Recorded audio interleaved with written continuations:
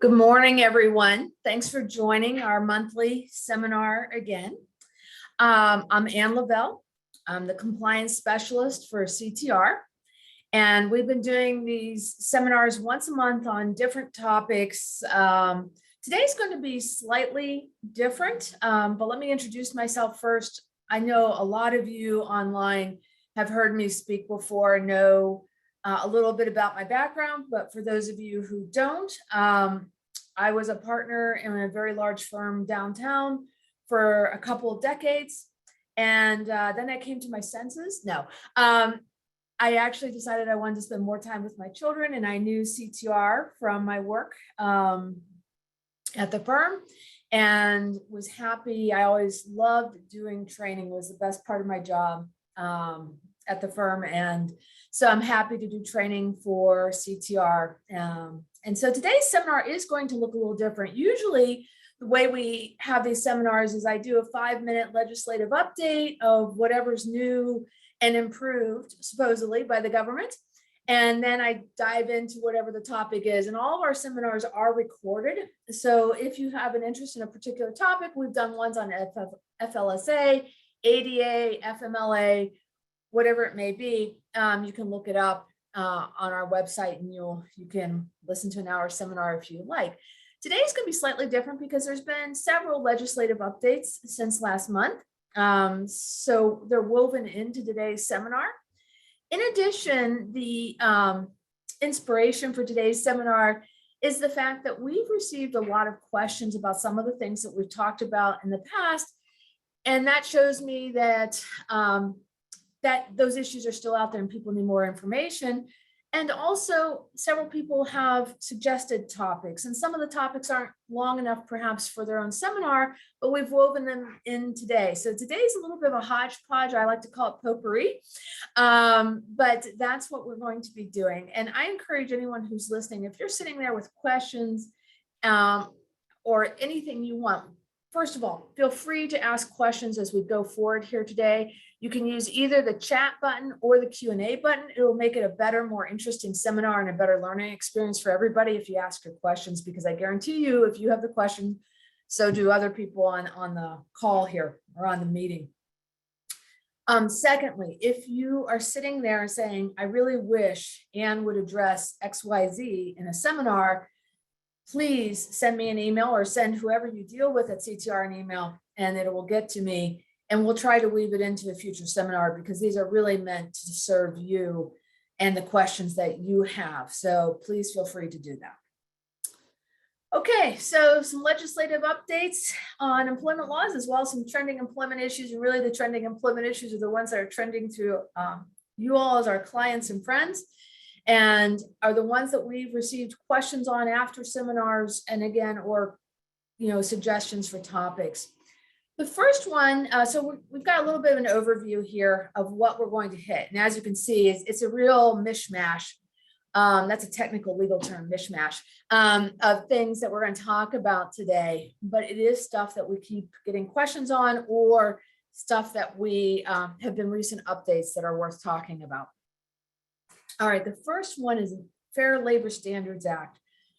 I have used this example or something similar to it in a couple of seminars now, and each time it has spurred a lot of interest and a lot of discussion. So first of all, for anybody sitting out there who says, what in the world is this acronym? It's the Fair Labor Standards Act, and it is what controls, in addition to PA law or your state law if you're outside of PA, how you pay people.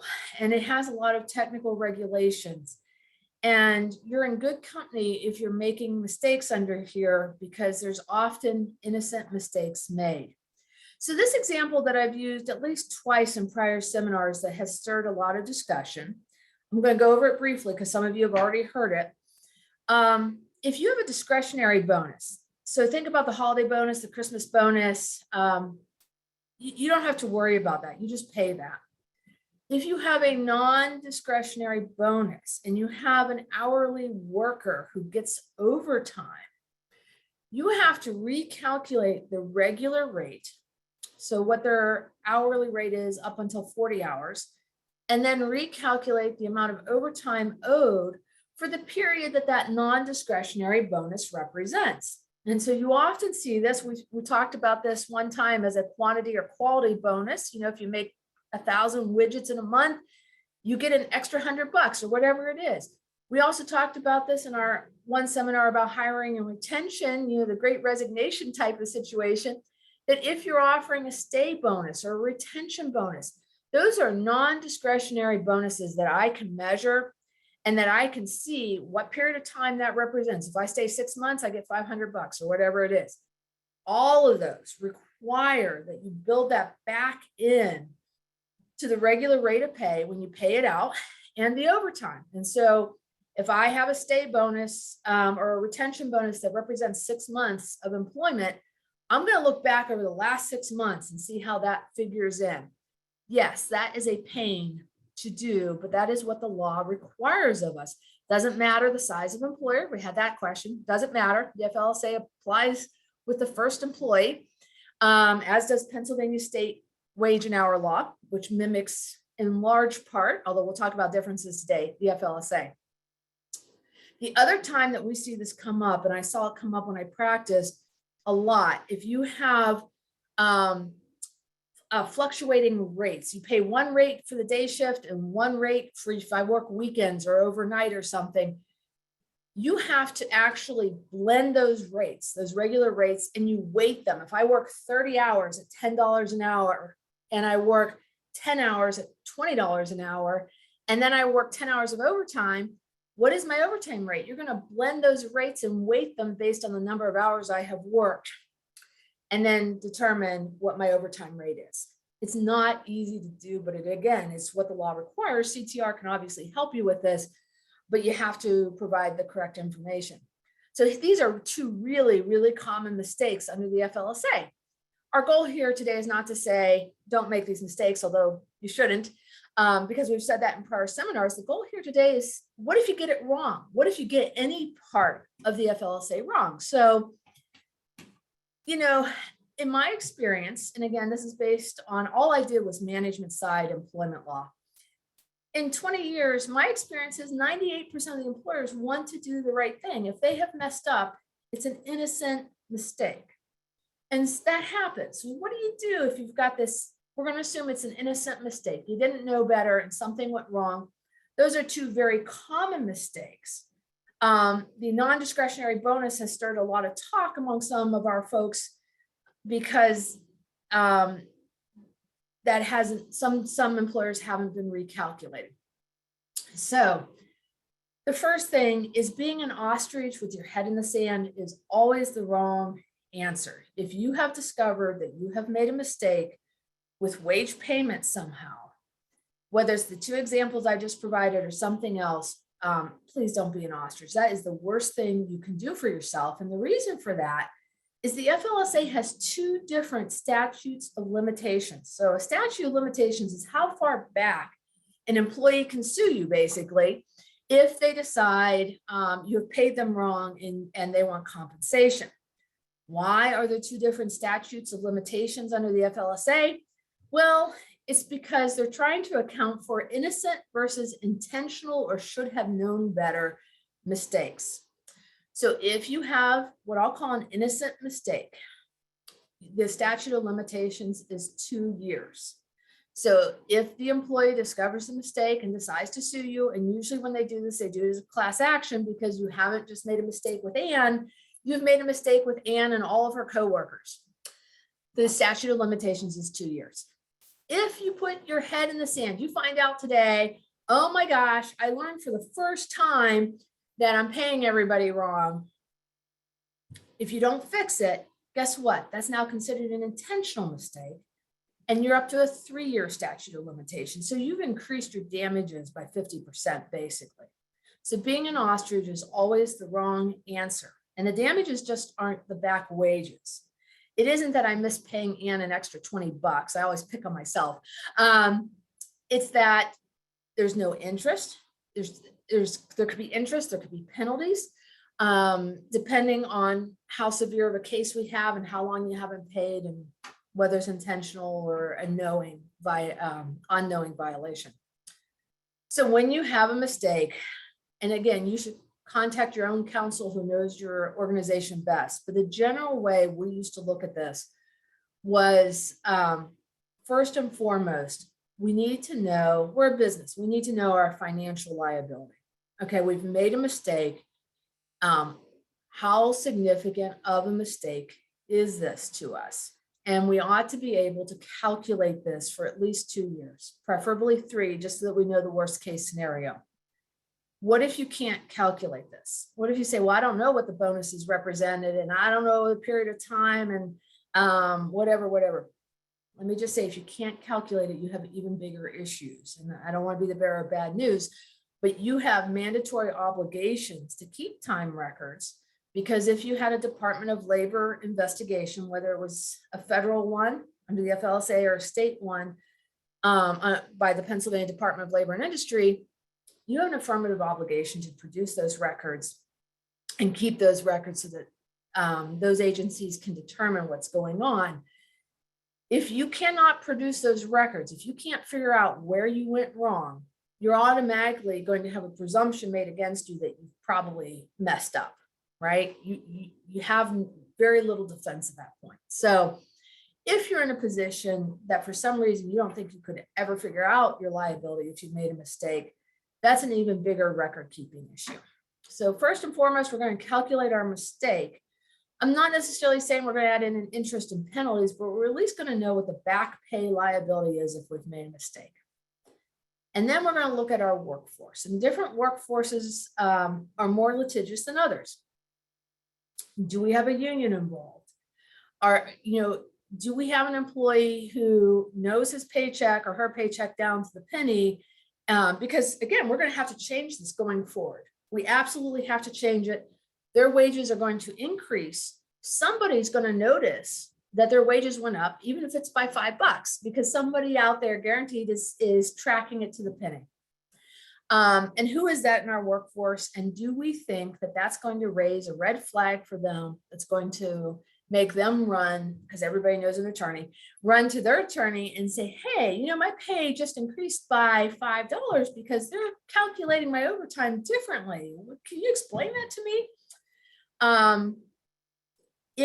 So we have to make a decision. Are we going to offer back pay to try to head that off, to try to head off the employee running to counsel and seeking interest and penalties on top of the back pay that we already owe them? We have to know our rationale for change. If we're not going to offer back pay, right? If we say we're going to wait and see if anybody challenges us, we have to be able to explain when somebody says, why are you calculating this differently? Some of them are going to recognize that. We have to have an explanation as to why we're doing that. We've recently reviewed our practices, whatever it might be. There's been a change in the law, if that's true, whatever it might be. The other thing we need to keep in mind, and this became a huge issue for some of our clients, because they would make mistakes. The other common mistake, by the way, almost all assistant managers are non-exempt. Very few meet the duties test under the FLSA. So if you've got a bunch of assistant managers running around somewhere, the chances of them being exempt are low. And so oftentimes people discover that for the first time and then say, oops, I'm going to change this person from exempt to non-exempt. And we have to be able to explain that too, why we're doing that. And are we going to pay them? Have they been working overtime for which we just paid a salary? And how are we handling that? Are we going to pay back pay? When we talk about the rationale for the change, one of the things that we should think about is the type of industry we are in. And so some companies may not care if they get a DOL audit, and they don't care about the recognition or the potential publicity if they get an adverse finding with respect to them. I'm sorry, my little message just popped up on my screen there. Some security message, I don't know. I'm not a technical guru, so we'll just dismiss that message and hope that's okay. So for instance, we would have nonprofit clients. If I'm a nonprofit, maybe faith-based organization, it may be part of my moral fiber that I say, I'm going to make this right. We also had clients that actually were other law firms. And if you're a law firm saying, hey, I'm going to take care of the little guy and I do medical malpractice or personal injury or whatever it is, do you really want to be the business then that gets dinged by the Department of Labor for not taking care of your own employees? And so when you look at this and say, gosh, what is my rationale for this change? Why am I doing it? How do I explain it to the employees? First and foremost, we're going to not lie about it. But secondly, we want to look at this and say, if this made the news, am I okay with it? Is the type of industry that I'm in okay? And sometimes there's gray areas, like with assistant managers, there can be gray areas as to whether they should be exempt or non-exempt. Most of them are non-exempt, but there can be gray areas. And so we may not feel as strongly about giving back pay there because we think we have an argument as to why they should have been exempt. We're just changing it because that's what we're doing in our organization, as opposed to the discretionary bonus where there's really no, or non-discretionary bonus where there's really no gray area, and we should have done it better. So those are the steps that you sort of have to talk through and walk through. The other thing to point out is, I sound like a broken record on this for those of you who've heard me before, but I hope everybody on this webinar has employment practices liability insurance. EPLI is great for defending you if you get a discrimination type of claim or sexual harassment, whatever.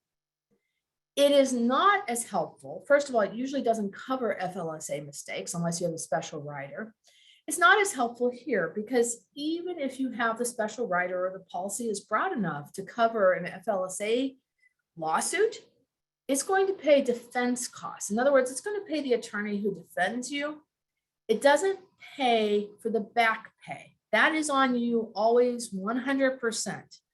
And so there is no safety net if you have made a little boo-boo here in terms of having an insurance company step in and pay for it. They might pay for the legal fees. That might factor into your decision to offer back pay, but ultimately the back pay is yours. The other thing to think about is whether your handbook has language about, hey, if we've made a little innocent error, because sometimes just from day to day, week to week, little mistakes happen. Do you have an exception for that, for an innocent error that says, hey, that's not meant to ruin anybody's exemption status. We will make it right if we've messed up, because sometimes folks dock exempt employees and you really, really, really shouldn't do that in almost all cases. There's a few exceptions to that. But if we've made an innocent docking error, we want to have in the handbook, hey, if we've made a little oopsie doodle there, we will make it right, and that doesn't ruin your exemption status if you're exempt. So a lot of food for thought, something definitely talk to counsel about if you have made an error, especially if it's widespread throughout the organization and you think the back pay is considerable. But that's sort of the methodology or the thought process to go through if you're thinking about things. All right, moving on. Let's talk a little bit more about the FLSA. We have covered this a little bit, but I just want to ensure that we're all on the same page since we're talking about the FLSA. It is similar, but not the same as Pennsylvania. If you're in a state other than Pennsylvania, these exceptions or exemptions might be available to you and they might be very helpful for your workforce. But if you're in Pennsylvania, these exemptions do not work. So under the Fair Labor Standards Act, in order to not pay somebody overtime, they have to be exempt with both a salary basis and a duties basis test. A lot of people say, oh, I paid a salary, they must be exempt. No. That's where you get into trouble. They also have to meet the duties test. And we could talk for hours about that. That's a whole different seminar. But in any event, two of the exemptions that are not standard exemptions that are out there that people like to take advantage of or companies like to take advantage of because they can be very helpful are an hourly exemption for a computer programmer, not your help desk people, not available in Pennsylvania. So although it's in the federal law and the federal law recognizes the exemption, Pennsylvania does not. So you cannot have this exemption in Pennsylvania. If you're sitting in Ohio, you maybe can have this exemption and it might be helpful to you. Same thing with a highly compensated individual. You might be sitting there saying, well, gosh, anybody that pay over 100 grand ought to be exempt. That's not the way the FLSA looks at it. The FLSA says, well, that's nice, you paid that person a salary, but did they meet the duties test? In this case, there is an exemption under the federal law for a highly comped person who basically is doing office work and meets one of the duties of the executive, administrative, or professional exemptions under the FLSA. But in Pennsylvania, guess what? We don't recognize that exemption. So you could have a highly comped individual in Pennsylvania, over 100,000 in salary, who still is entitled to overtime if they're not meeting the duties test. Some people say that's really not fair or not appropriate, but that is what the law is.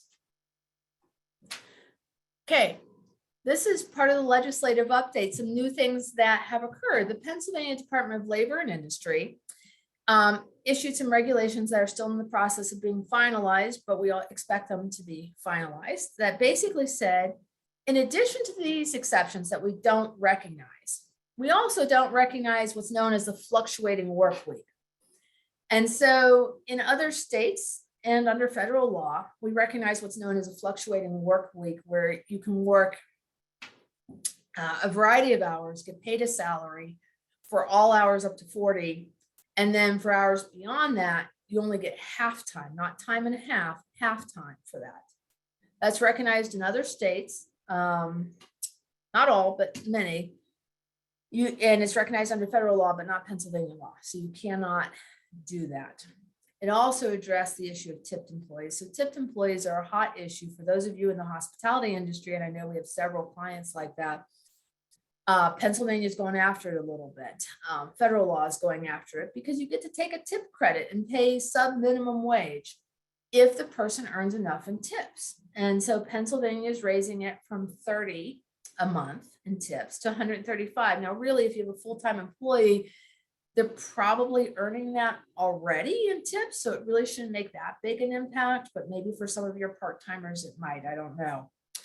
The other thing is they're adopting the 80-20 rule about how much of the tipped workers' work must be directly related to the tipped business and can't be, folding napkins or something. Under federal law, which Pennsylvania is adopting, it has to be at least 80% of their time. And that gets you into all sorts of litigation as to whether or not the work I'm doing is truly tip-related work versus not tip-related work.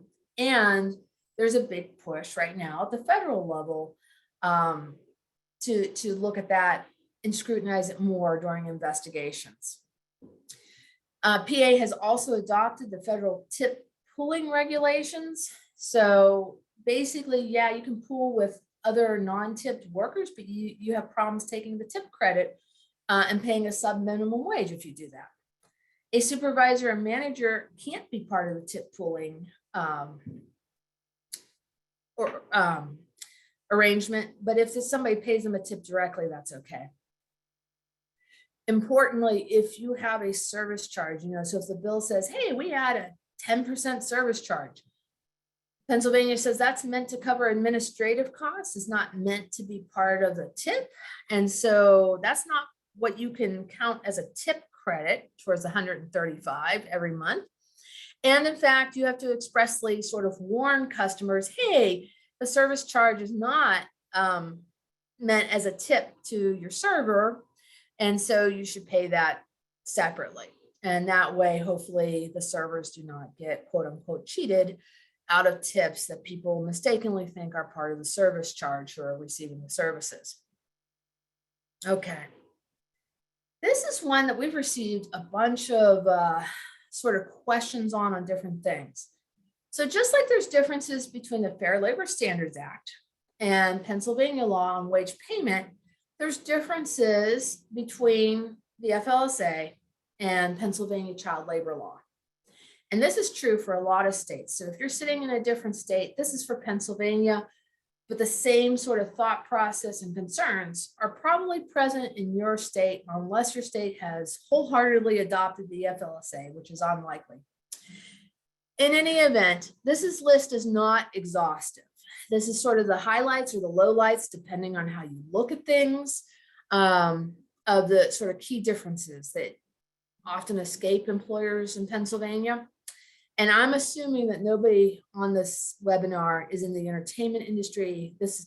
There's a whole other section of the Pennsylvania child labor law that deals with child entertainers. If you're in that industry, it's worth a read because it's highly specific. So we're talking about your average company who employs, you can't employ as young as 14, but most employ 16 and up. So that's sort of what we're focusing on here.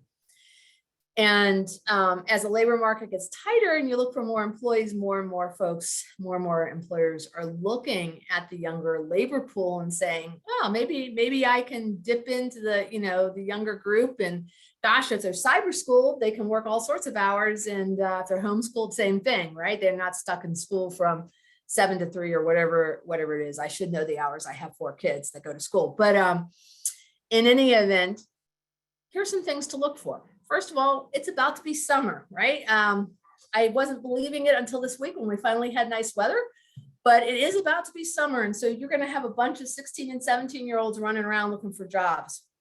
What if they have summer school? Did you know that if they have summer school, they're restricted to the hours that they can work, just as if it was during regular school? And it doesn't matter that summer school may just be algebra, which they failed, or whatever the situation is. You are limited. So for the 16-year-old, 16, 17-year-old crowd, that's 28 hours a week and 8 hours a day, not the 48 or 44 a week and 10 hours a day that you could do if they weren't in summer school. The other thing to keep in mind is that 48 hours is a cap during the summer that a 16 or 17-year-old can work. However, at 44 hours a week, they can refuse to work the additional 4 hours to get to the cap. That is their call. There's no penalty if they say, forget you, I'm not working that extra 4 hours now. I don't think a lot of people have minors working full-time or overtime, but with the labor crunch, maybe we'll see more of this. So while you might be able to ding an employee who's 18 plus for failing to accept overtime, and that's certainly a judgment call that you need to make as to whether you're going to have mandatory overtime versus voluntary, especially in this tight labor market. But for a minor, when they hit 44 hours, it's up to them if they do the extra 4 hours. And in no situation can they do more than 48. Again, this is for the 16 plus crowd. The hours are much more limited for the 14 and 15-year-olds. There is a really, really, really long and tedious list of prohibited jobs. And if you're in an industry where you say, gosh, some of the things we do are a little dangerous, or we're using machinery that might be concerning, you should look at that list. And you can type in child labor law, Pennsylvania code, and you will pull it up and you can see a very, very long list of prohibited jobs. Record keeping. So this is where a lot of people fall down as well. And this is unintentional mistakes, right? But if you get audited by the Pennsylvania Department of Labor and Industry, and they do audit, they want to see this and they want you to be able to produce this. And you can't appropriately go back in time and say, look, now I'm making lists and this is what it was, but I didn't actually have the records until you audited me. That's not the best thing to do. So you have to have a list of all minors employed, a list of their schedules. The schedules are required to contain the number of hours a minor is required or permitted to work each day, the weekly total for each minor, the daily start and stop times as well as meal times, and records have to be made available to the enforcement officer, in other words, the Pennsylvania Department of Labor and Industry, at reasonable times. Now, this is something to think about. Usually an audit, if you haven't been through the fun of that, you don't want the fun of that, but usually it starts with a letter. It usually doesn't start with somebody showing up on your doorstep, although it can. And when you get that letter, be proactive, because it's usually got a very short window for response, because they don't want any monkey business going on where you recreate the last 2 or 3 years worth of records that you didn't have.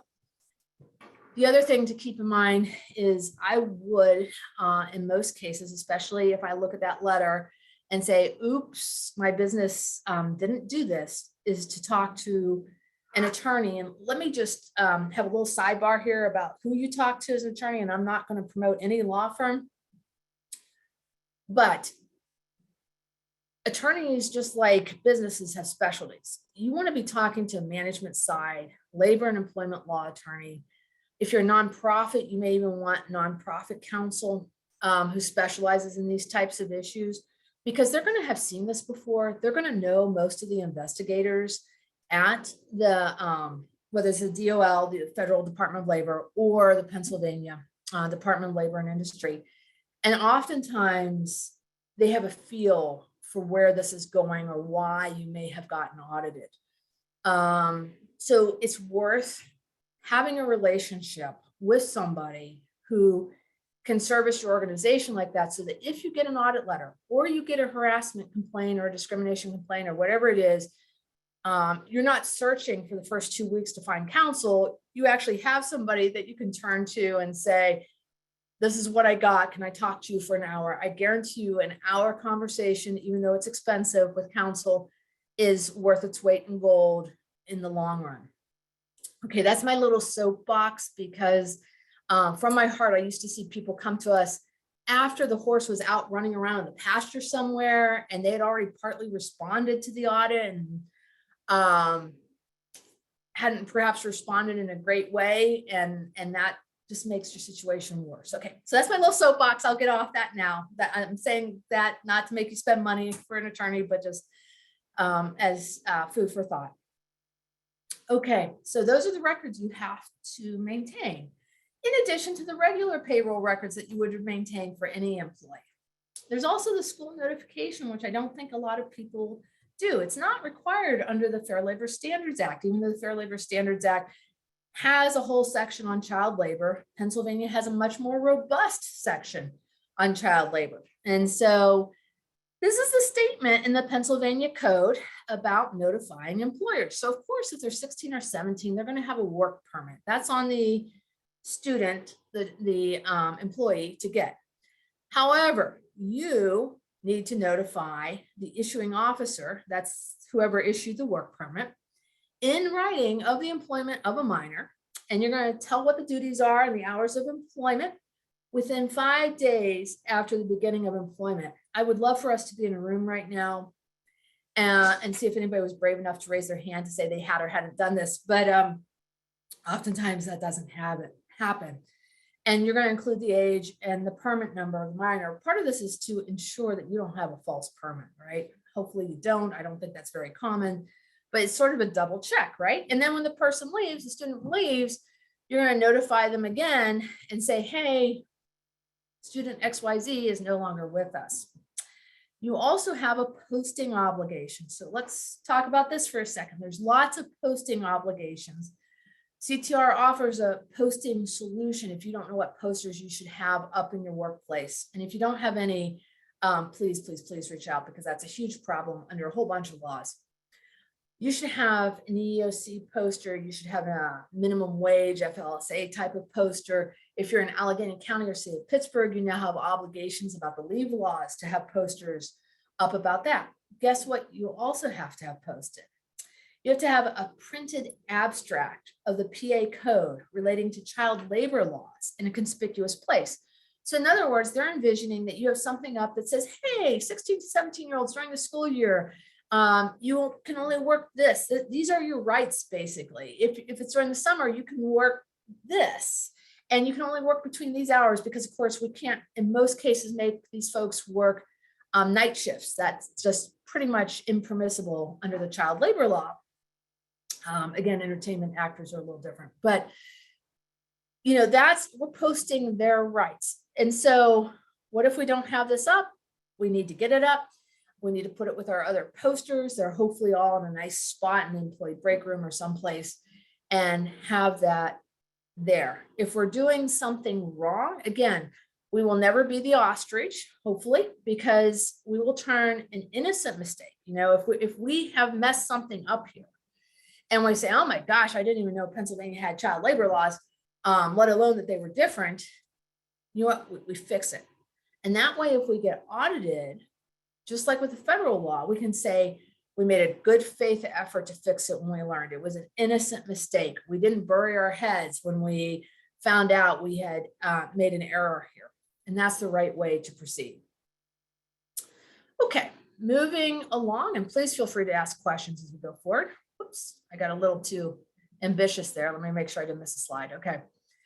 Medical marijuana. So this has been around for several years at this point in Pennsylvania. Many states have some type of marijuana law, whether it's recreational or medicinal use. Pennsylvania is medicinal only, right? We don't have legalized recreational use here. Marijuana is also still illegal under the federal law. And that puts employers in a wonderful catch-22. So the first thing that we distinguish when we look at medical marijuana is whether we're talking about use or impairment off duty versus use or impairment on our premises, on the workplace premises, or during work hours. So you're on pretty good ground to say you can't light up or vape or whatever, even if you have a medical marijuana card during work hours or on our workplace premises, because it is still illegal under federal law. You can, in some situations, have a zero tolerance policy. And we're talking about our DOT drivers and other safety sensitive folks. If I'm the person serving food at a restaurant, that's probably not safety sensitive.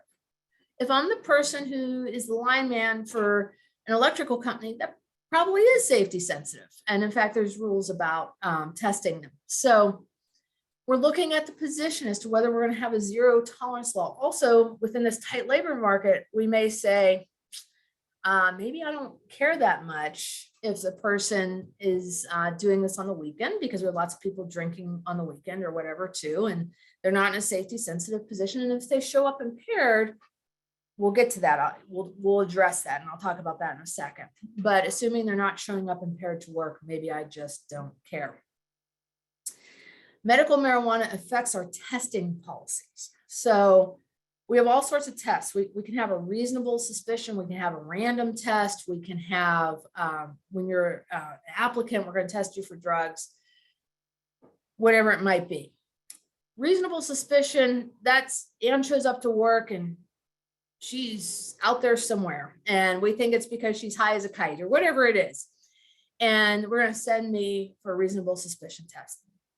It doesn't matter that I'm impaired because of medical marijuana. That's probably still the right thing to do if we have a drug policy in our handbook that says we're going to test for reasonable suspicion, and assuming we have trained our managers who are looking at me saying she doesn't seem right on the signs of being impaired under a substance. If it turns out it is medical marijuana, you're entitled to have me in the workplace unimpaired. And so just because I have a medical marijuana card at the ready does not mean I get to show up impaired. That's a disciplinary issue. It should be treated as one. And you may say, well, we've got zero tolerance for showing up in the workplace impaired. Or you may say, we're going to put you on a last chance agreement, and we're going to send you to rehab or tell you to go to rehab. There's lots of options to it. But tolerating me being impaired in the workplace, it shouldn't be on your list of options.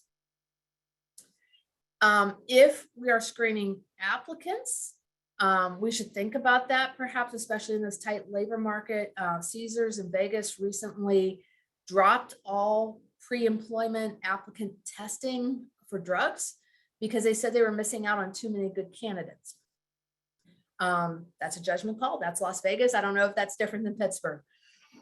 But either way, with pre-employment, if we have an applicant testing policy or a random policy, and they're not impaired at work, but they test positive for it, that's going to put us in a position of looking at that more closely. We should not automatically say, and our testing facility should help us explore this, saying, hey, Ann tested positive in a random test. She was not impaired at work, but she tested positive, and she now she's saying she has a medical marijuana card. What do we do? We're going to investigate that further. First of all, yeah, you can ask for the medical marijuana card. You can make me verify. Just because I come in and tell you I have it, employees have been known to lie. I know that's shocking to everybody on this call, but you can absolutely ask for proof that I have a valid card. Number one, that's okay. You can make a decision about the safety sensitiveness of my position and whether having me have a medical marijuana card is going to be okay with you or not. And when we're evaluating this, we do have to recognize that Pennsylvania medical marijuana law has a specific provision that says we cannot fail to hire, we can't retaliate, terminate, or discriminate based on my medical use of marijuana. That, by the way, is something that you might want to consider putting in your handbook EEO policies. EEO policies are equal employment opportunity policies. They're the ones that say, hey, we're not going to fire you just because you're female, or we're not going to discriminate against you just because you're female or over 40 or a certain ethnicity or religion or whatever protected class you may be in. A lot of those policies have catch-alls that say, or any other protected class, which is always good too, because then you could argue that this catches this. But if you're in Pennsylvania, it's something to consider in making your EEO policy more robust to specifically capture the language of the medical marijuana law, because this is becoming more and more prevalent in Pennsylvania. So yeah, you can ask about it. We're going to ask about this hopefully in a post-offer situation, ideally. We have to debate whether we really want to. Do we really care that Ann tested positive if she's not in a safety sensitive position? Why are we even testing in the first place then? But that's something to consider. If I have tested positive and we do care, we want to ask, we can ask for the card to make sure I'm not lying about having that card.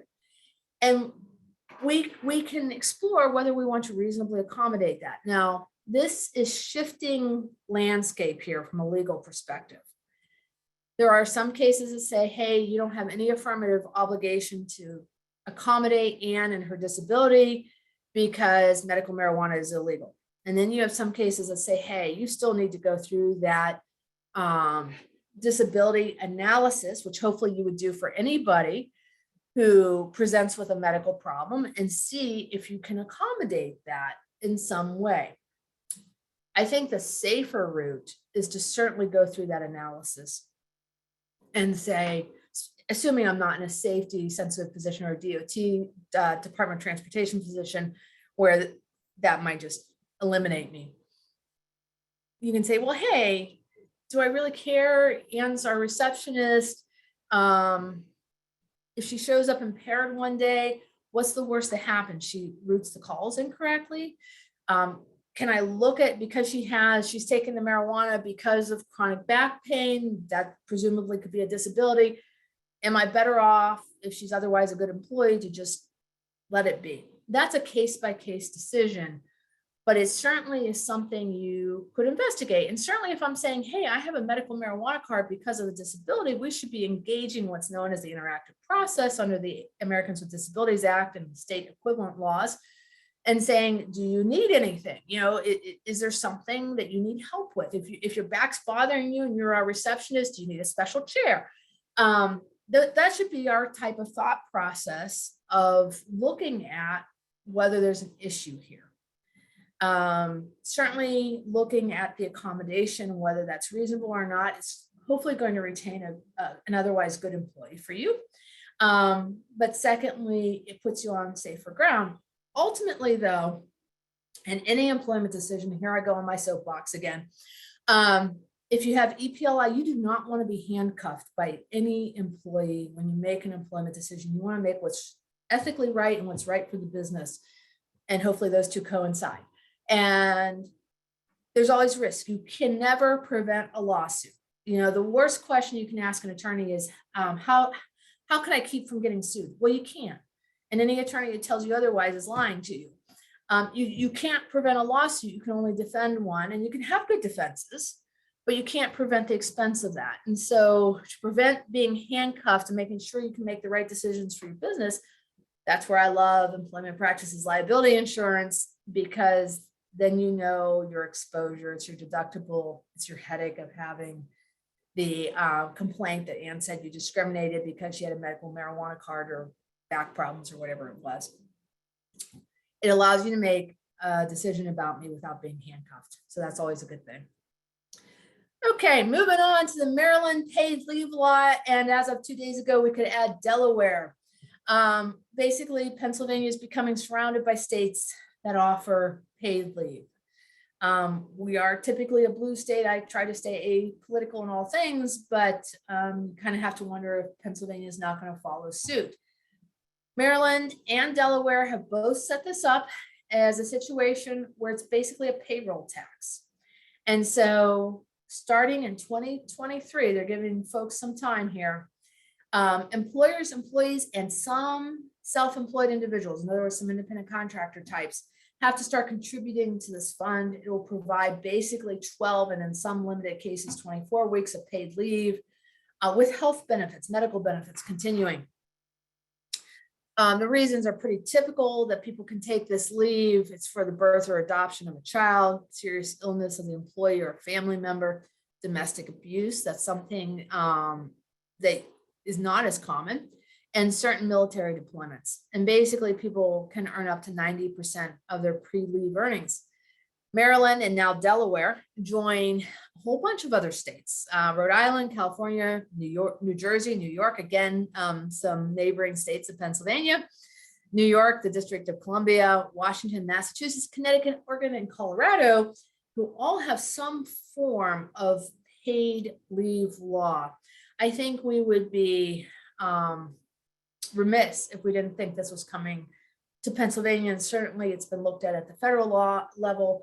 It hasn't ever been passed at the federal level, but certainly these states are moving forward and saying, well, if it's not there, it's here. We're going to do it at the state level. If you're here in Pittsburgh, we now have the city of Pittsburgh and Allegheny County leave laws, which mirror each other, but that require paid leave in certain situations. So something to be aware of that's coming. That might impact you as to how you formulate your own leave policies. And if you're a company, say in Butler County, and you know in Allegheny County they have paid leave, and you're looking for employees and you're competing with employers in Allegheny County to get employees, that might be something you want to consider is, are you going to have a more robust leave policy, even though you're not required to do so, because you're hoping Ann will drive over the Butler County line and work in Butler County for you, and isn't going to make her decision and say, well, geez, if I work here in Allegheny County, I get X, Y, and Z leave benefits. So something to consider. All right, I think a lot of people have questions about this. This is definitely falls into the heading of a legislative update, but it's something that's impacting most employers. So when COVID started back in March of 2020, hard to believe,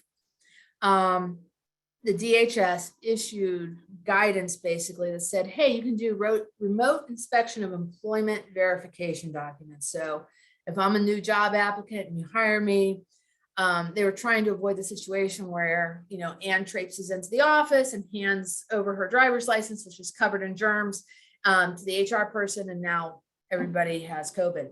I'm obviously not a medical person, that I just described it that way, but that was the concern. To stop the spread of germs. This was set to expire at the end of April. They extended it until October 31st, but there's some things about this that we need to review. First of all, this is now for employees who work exclusively in a remote setting due to COVID.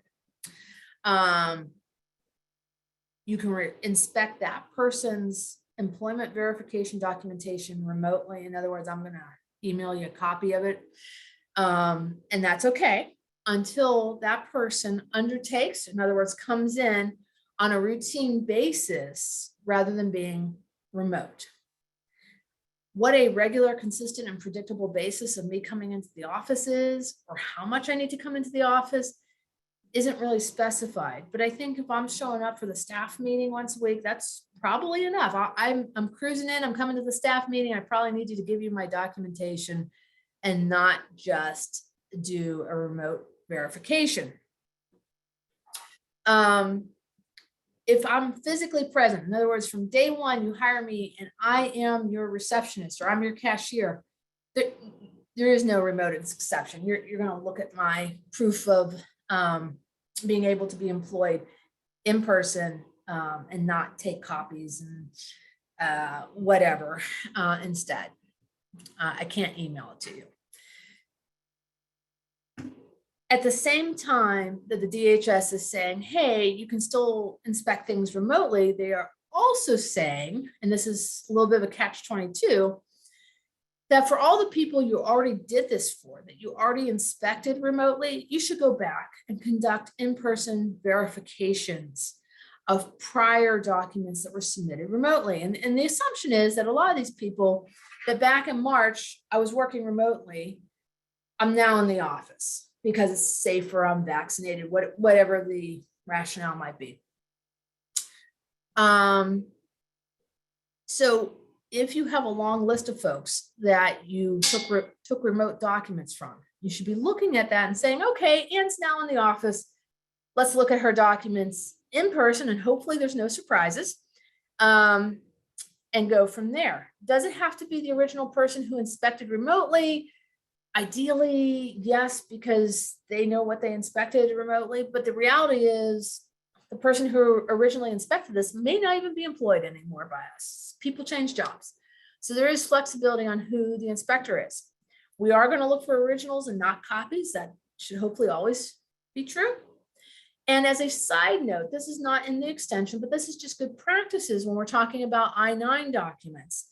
The regulations, again, not an extension, but just the regulations in general say we're going to keep this for 3 years, the I-9 form, after the date of hire, or 1 year after employment ends, whichever is longer. All right. And from a strategic, this is not in the regulations, this is a strategic call that if you talk to an immigration attorney or an employment attorney, hopefully they would give you the same advice. You want to keep this in a separate I-9 file. You do not want to put it in the employment file, because when ICE or DHS or somebody like that shows up at your doorstep to inspect, their power to inspect is the I-9 file, whatever is in that file. Hopefully you just have the I-9 form, and maybe you've taken copies of the documents. That is actually optional. It's good practice usually, assuming that the documents are not blatantly false and you've just taken copies of them and you should have known better. Their power is to inspect what's in the I-9 file. So if all I have in the I-9 file is the I-9 form and maybe copies of Ann's driver's license, that's all they get to inspect. If I have the I-9 form in the personnel file, along with Ann's employment application and my performance reviews and maybe my payroll information and who knows what else, they get to look at all that. And guess what? They're really, really good at sharing information with other agencies. So if they see something in there that sends up a red flag that you haven't been paying me right, or gosh, you have this policy and it's wrong, it violates whatever law, they're really good at interagency chatter and reporting you to a different agency for a problem. That's true of all agencies. They share information. So have an I-9 file. You can keep it off-site if you want. You just have to be able to produce it within 3 days of an inspection request. But don't put the I-9 form in with everything else. That's just good practice. Okay. Hopefully we've covered most of the questions we've got from that.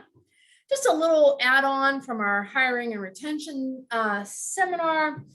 When we focused on that seminar, we mainly focused on hourly workers, but I think it's interesting to talk about Generation Z, the college graduates, because we're having equal problems with some of the college graduates finding candidates to fill some of our entry-level positions. So some things to think about as you're trying to hire. The survey says, as they say in Family Feud, that most of these folks are starting their job search in their freshman or sophomore year. They're looking for summer employment that becomes permanent or full-time employment after graduation. Only 10% will wait till their senior year or graduation to try to find a job. Most of them want it lined up before then. Referrals from current employees is your #1 way to get a job.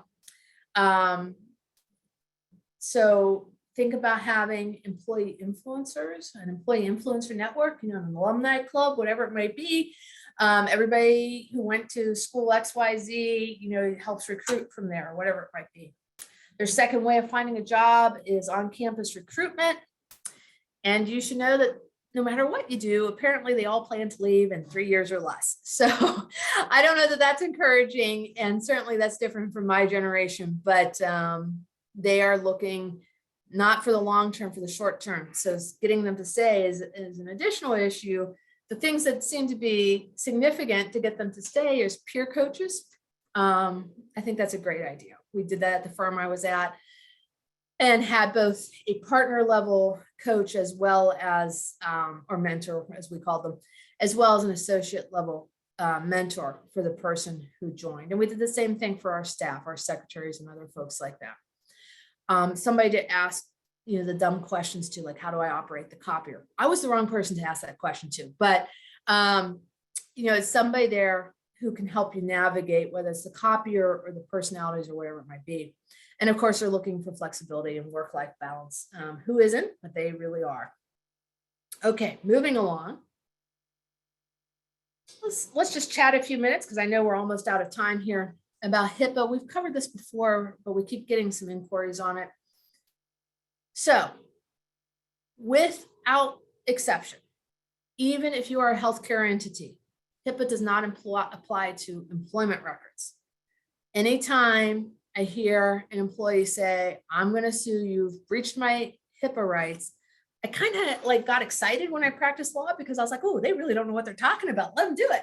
Probably my clients didn't appreciate that, but in any event, they don't know what they're talking about if they say they're going to sue you under HIPAA because they think you have violated their privacy of their employment records. Having said that, though, there are laws that protect the medical information of employees, and those laws include, and specifically are typically found in the Americans with Disabilities Act, which basically says you have to keep medical information private and secure and only give to those who have a need to know. What is medical information? Well, it can be the ADA information, which talks about whatever their disability is. It can be the FMLA certification, any paperwork related to the FMLA, sick notes, anything like that does have to be kept private, not because of HIPAA, but because there are other laws that protect it. And in an ideal world, just like you have, in fact, this is even more important than the I-9s, you're going to have the I-9s in a separate file. You should always, always, always have the medical information in a separate file, separate and apart from the employment file, because people get into the employment file who don't necessarily have a legitimate need to know about the medical information, especially first level supervisors. And if you've heard me chat before, your first level supervisors are often your biggest flashpoint, your biggest risk, because they mean well, but they're friends with people and they're not trained as well as they should be, and they say and do things they shouldn't. So you don't necessarily want the first level supervisor getting into Ann Lavelle's personnel file and saying, oh my gosh, wow, look at her, she's had 4 kids, I cannot believe that, or whatever it is, you just don't, or she has XYZ medical condition on the FMLA form. That's not what you want to happen. You also don't stick that medical file right behind the personnel file, because it's too easy for people to get to as well. And hopefully this is all under lock and key too. But I'm going to keep that in a separate drawer at least, so that if the first level supervisor or whoever strolls in and pulls Ann's personnel file because it's review time or something, they're not going to say, oh, and look what we have here. Right behind the personnel file is Ann's medical file, and let's just take a look at it. Because people are nebby, as we say here in Pittsburgh, or nosy, as we say elsewhere. You just don't want that to happen. That's a huge red flag for the EEOC, because when the EEOC, the Equal Employment Opportunity Commission, comes in to investigate, they automatically request the personnel file. And if there's medical information in the personnel file, that sends up a red flag. And I've had that happen a gazillion times, probably in 20 some years of practicing. So HIPAA does apply. And I know we have some questions. I promise I'll get to those. HIPAA does apply to your flexible spending account and your self-funded health plan. If you have one of those, if you have a fully funded health plan, your insurer should be taking care of it. If you have an FSA, which is by definition self-funded, or a self-funded health plan, then you need to be thoughtful about HIPAA and who is doing the compliance there. Is it your third-party administrator? Who is helping to do that compliance? Because ultimately it's you as the employer who are responsible for it. Okay. I'm sorry here. Technology is wonderful when it works. Give me 1 second here, folks. Okay. Whoops, and I went too far. One last legislative update, and then I know I have a bunch of questions coming in. I will stay as long as need be to answer those questions, but I want to be respectful of everybody's time because it is 2 minutes to noon, and I don't want you to miss lunch. And then I'll get to the questions, promise. So we have in the Senate right now, securing a strong retirement act, also known as the Secure Act 2.0, which is a follow-up to a law that was passed a couple of years ago, that theoretically makes retirement savings for employees easier for both the employees and the employers. It's passed the House, it's going to the Senate. It has some key points to it, which is employers, regardless of size, more or less, will automatically enroll employees in a 401k at a 3% contribution rate that will automatically increase to 10% over time. Employees can change those elections, but that's where they start with. It's going to allow employers to match student loan payments. And the way that works is, let's say Ann Lavelle pays $500 a month in her student loans, and I don't have the extra now to contribute to the 401k because I'm paying my student loans off. The employer can say, okay, you pay $500 to the student loan folks, we will match that at some rate or percentage. So it's not my contribution you're matching, it is my payment to the student loan company that you're matching. You're going to increase the amount of contributions and the catch-up contributions. Those numbers are still in flux, but that's what they're looking at. And they're going to delay mandatory distributions. You won't have to take them in the early 70s. You might be able to take them later when you're closer to 80, if that's what you want. So that's something to keep an eye on. The reality of retirement plans is they are incredibly complex if you're actually correctly complying with them. You're supposed to have plan summaries and plan documents and get them signed off, and whether you can distribute that electronically, it's a whole other seminar as well. But that is just something to know, is that most companies don't actually do it right. And it's usually paperwork that's out of order. Somehow you haven't distributed it. You haven't had people sign off on it. You've distributed it electronically to the guy who works in the shop who doesn't routinely use a computer or whatever it might be. Usually there's errors. It would be nice to see some of these laws eliminate some of the paperwork burden off of employers to truly make it easier for employers to comply with. Okay. All right, thank you for attending. I am going to get to these questions here. Okay, how long do we need to keep an ex-employee's medical information after termination? So there's no specific law that says how long you need to keep it, but we look at the statute of limitations and we look how long we keep other records. So how long do you normally keep your personnel files? We know we're going to keep our I-9 for somewhere between 1 and 3 years, depending on how long the employee's been with us. Payroll records, we should absolutely be keeping for 3 years because that's the outside statute of limitations. When we look at discrimination complaints, usually about a year is the statute of limitation for most of those claims. And so at a minimum, I'd want to keep those for a year, because if I had, Ann Lavelle comes back and says, you know what, the reason I had to leave my employment, I was forced out because I have my bad back and my medical marijuana card.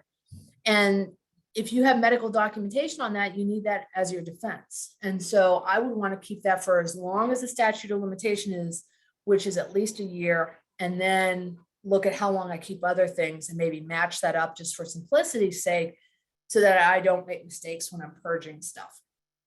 Hope that answers your question or helps you out there. Okay, in terms of keeping employee documents, I-9 and HIPAA info separate, would holding them in a different digital file folder suffice? So yes, you can hold them in digital file folders. That is an option. again, it's not HIPAA info unless we're talking about our health plan. It's just medical info. So we don't want to give employees any ideas that they have HIPAA rights in our workplace, because they generally don't unless we're talking about health plans. The problem with digital folders, or I shouldn't say problem, the thought about digital file folders, they're only as good as they are secure, and only as good as who we give permissions to look at those folders. And so there have been lots of cases, unfortunately, where employers stick stuff in folders out in digital land somewhere, and they get accessed either because there's inappropriate security, or somebody has hacked it, or whatever it is. And so if that's the case, I would take the position that, yeah, I'm only sharing the folder that it is in, because I've got it labeled somehow digitally that this is the I-9 folder. That's all that's in it. For Ann Lavelle, the I-9 form and copies of her employment verification documents. And that's what we've got, right? The medical information, same way. I would say, okay, this is the medical folder. And I would hope that in the permissions to those folders, I would be able to show somebody why they're not blended folders with the personnel file, that I can say, well, hey, for the personnel file, we allow the HR, the supervisor, and the president of the company to look at that. But for the I-9 files, maybe it's just HR and the president of the company, or something like that. That's who our decision makers are. And so we'd be able to show different structures and different permissions for those digital files. I hope that helps. Okay, if there's any other questions, feel free. Otherwise, thank you to everybody for attending. And I appreciate your time, and we'll be back next month. And if you have any ideas for other seminars, or this seminar has spurred any questions that you'd like to see addressed the next time, please feel free to ask. Take care, everyone. And enjoy the nice weather.